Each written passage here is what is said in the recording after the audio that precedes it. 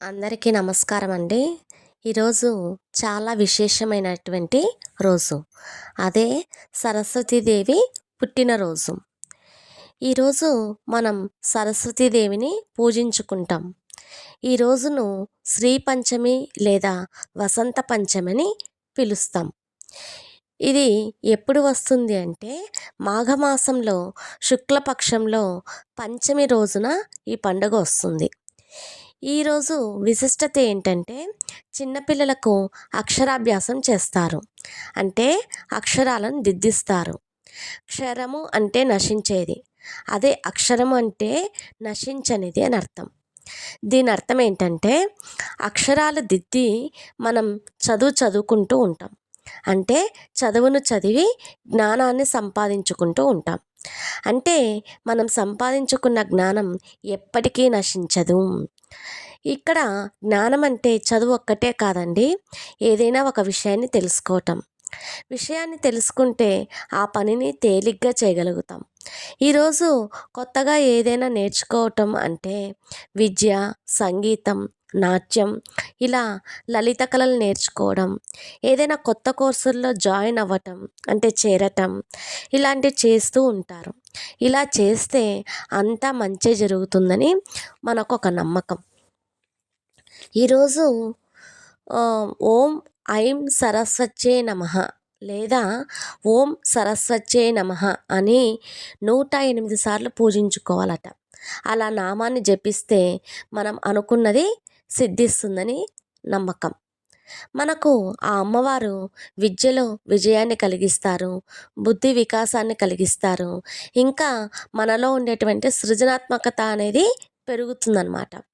చదువులో ఏకాగ్రత అనేది పెరుగుతుంది. ఈ వసంత పంచమి రోజున అమ్మవారికి తెల్లటి పదార్థాలనే నైవేద్యంగా పెడతారు.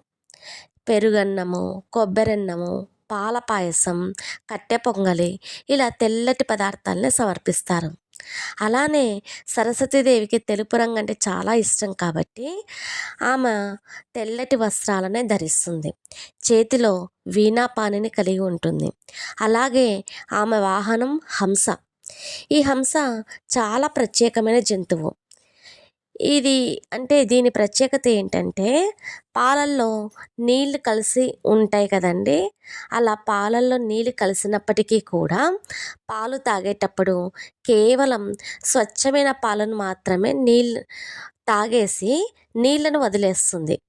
ఇలా పాలను నీళ్లను వేరు చేసే ప్రత్యేకత కేవలం ఒక్క హంసకు మాత్రమే ఉంది. ఈ పండుగను ఇక శ్రీ పంచమి లేదా వసంత పంచమి అని పిలుస్తున్నాం కదా. అలా ఎందుకు పిలుస్తున్నాం అనే దానికి చెప్తానండి. ఈ మాఘమాసంలో ఉన్న ఋతువు ఏంటంటే శిశిర ఋతువు. ఇది అంటే ఈ ఋతువు 6 ఋతువుల్లో చివరి ఋతువు. ఇక మళ్ళీ ఋతువుల్లో మొదటి ఋతువు ఏమొస్తుంది? వసంత ఋతువు. అంటే శిశిర ఋతువు ఆ మొదటి ఋతువైనటువంటి వసంత ఋతువును ఆగమనానికి స్వాగతం పలుకుతుంది. వసంత ఋతువును ఇన్వైట్ చేస్తుందన్నమాట. కాబట్టి ఈ పండుగను వసంత పంచమి అని పిలుస్తాం. మరి ఈ పండుగని శ్రీ పంచమి అని కూడా పిలుస్తాం కదా. అది ఎందుకు అనంటే శ్రీ అంటే సిరి సంపద అని అర్థం. ఈ సిరి సంపదలను మనకు అందించే తల్లి లక్ష్మీదేవి. అంటే ఈ పండుగ రోజు లక్ష్మీ సరస్వతి దేవులను ఇద్దరిని ఆ దేవతలను పూజిస్తారు. అలానే సరస్వతి జ్ఞానప్రదాయిని. ఆ జ్ఞానం వల్లనే మనకు చదువు సంధ్య కలిగి ఉద్యోగాల్ని సంపాదించుకుంటున్నాం కదా. ఎప్పుడైతే మనకు ఉద్యోగం వస్తుందో అంతో ఇంత డబ్బు సంపాదించుకుంటాం. అంటే ఎక్కడైతే సరస్వతీదేవి ఉంటుందో అక్కడే లక్ష్మీదేవి కూడా కొలువై ఉంటుంది. కాబట్టి ఈ పండుగను శ్రీ పంచమి అని కూడా పిలుస్తాం. అంటే సరస్వతీదేవి ఎక్కడ ఉంటుందో లక్ష్మీదేవి కూడా అలానే అక్కడే ఉంటుంది. మనకు సిరి సంపదలను కలగజేస్తుంది అనే అర్థం.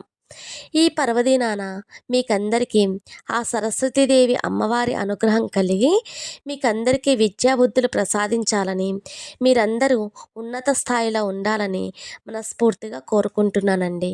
ఈ కంటెంట్ మీకు నచ్చినట్టయితే లైక్ చేయండి, షేర్ చేయండి, సబ్స్క్రైబ్ చేయండి ఫ్రెండ్స్. Thank you.